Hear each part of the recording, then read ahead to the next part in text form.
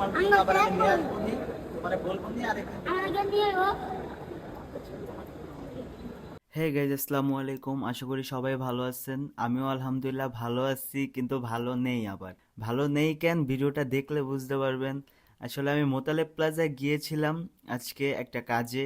যাই আমি উপর থেকে দেখি নিচে রেস্টুরেন্টের মধ্যে বাচ্চাদের খেলার কিছু জিনিস দেওয়া আছে, কিন্তু ওখানে ছিন্নমূল কিছু রাস্তার মানে গরিব ছেলে মেয়ে খেলা করতেছিল। এখন আমার কথা হলো, ওদেরকে তো এভাবে রেস্টুরেন্টে ঢুকতে দেয় না।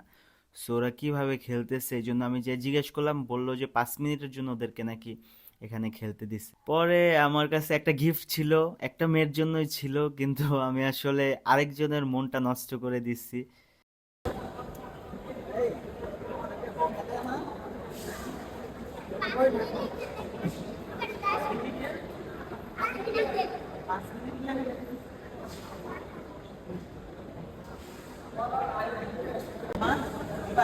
একজনের লেগে আছে, কিন্তু উপরে উপরে দিতে পারবো, তোমারে দিতে পারবো।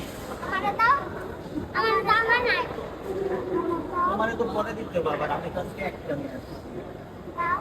তুমি যদি মন খারাপ করো, আমার ওই জামাটা তো বেশি পুরানো, কিন্তু জামাটা পয়লা আছে, ওটা বেশি পুরান না দেখ, ওটা কিন্তু বেশি অনেক। তোমার জন্য আবার আমি নিয়ে আসবো নি, তোমারে বলবো নি আরেকদিন। এরকম পরিস্থিতিটা আমি বুঝি, সাথে সাথে ওর মুড চেঞ্জ হয়ে গেছে গা, ওর এত খারাপ লাগছে আমি নিজে ফিল করতে পারছি। যাক, ওর জন্য করবো ইনশাল্লাহ।